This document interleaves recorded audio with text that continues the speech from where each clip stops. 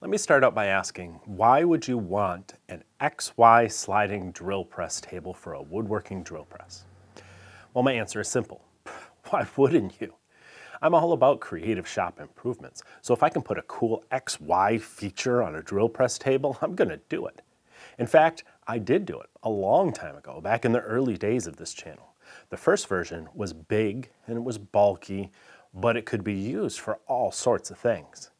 I used the positioner for boring evenly spaced holes for shelf pins or cribbage boards.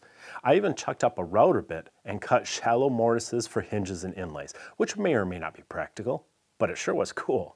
The problem with that early version, though, was it was big and bulky and it was kind of complex to build. So sometime later, about 5 years ago, I made a smaller, simpler version. That project only took half a sheet of plywood. I recommend using the good stuff. Not necessarily Baltic birch, but a good cabinet grade plywood from the home center, because you really want your parts to stay nice and flat. On this version of the table, I eliminated the complex tracking mechanism with its drawer slides and threaded rods that the old one had. Instead, I used a principle that I've used on several other jigs with a lot of success: a simple system of sliding tables. It's built in 3 layers. The upper table moves forward and back on a wooden track. There's a locking mechanism on the side that will also accommodate a system of stops. Then the whole thing tracks side to side on a metal guide bar inside a dado. This is the same principle I used on my sliding router table design years ago and on my horizontal router table as well. It tracks really smoothly and accurately. In the center are replaceable inserts. I like having the ability to swap these out when they get worn. On my old table, I used different inserts for things like drum sanders of different sizes. I even made a live center insert from a roller skate bearing and a countersink bit so I could do some small turnings on the drill press. There's really no reason you couldn't do these same things with this new table's insert. Another thing I really liked about the older version was the built-in storage for bits. That one had bigger drawers. This time I made a pair of compact trays so that the table itself would be as thin and lightweight as possible. In these pull-out trays, you can fit entire sets of drill bits or spade bits and accessories, so you never have to go far to find what you need. And because the storage is close by, you're more likely to put things away when you're done with them.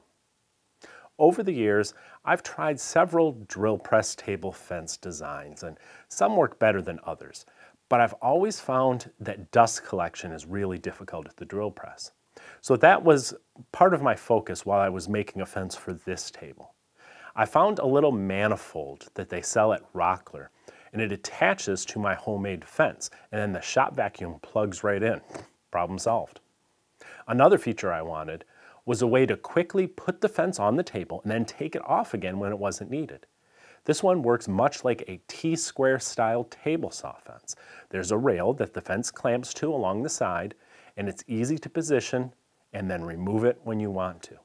That said, sometimes I want to really clamp things down so the fence can't possibly deflect. So in that case, there are also T-tracks built in. And the front panels are adjustable, so you can get the right balance between maximum support and maximum dust collection. This is especially useful if you're using those sanding drums. All of this adds up to what I think is a pretty handy drill press table, but it's that XY sliding mechanism that really makes it unique. There are a couple different ways to operate it. The simplest way is to place a piece of tape on the front of the table and then use a pen or a pencil to lay out your hole pattern that you want to cut. This is great if you're making multiple work pieces with identical hole spacing. You don't have to lay out each piece individually. Rather, you bore a hole, slide the table to the next point, bore another hole, move on to the next point, and so on, all without ever touching your workpiece. The same process applies to the Y motion on the side of the table. You can use both mechanisms together to make any pattern that you need. And both mechanisms have locking knobs, so you can secure it in its position. This tape method is great for more complex layouts that have multiple holes, but if you only need a couple different positions, you can instead use the stops that are built into each mechanism. They restrict the table's movement forward and back as well as side to side. This is another feature that'll come in handy for repeat work. So there you have it, my XY drill press table. Despite its relatively simple design, it operates very smoothly and it includes all sorts of cool features. In fact, I suspect that if some of you build it in your shop, you're going to find all kinds of creative ways to use it. So if you'd like a set of plans to build your own, you can pick them up at the link below, and I'll see you next time. It's just a couple of cuts. Your ears will be fine, right? They will be if you have your ISOtunes Bluetooth earbuds in, because you'd already have your ANSI certified hearing protection on because you're listening to your favorite music and podcasts. And you're supporting a small family business at the same time. Please use the link below this video to learn more and to show them you support what we do as well.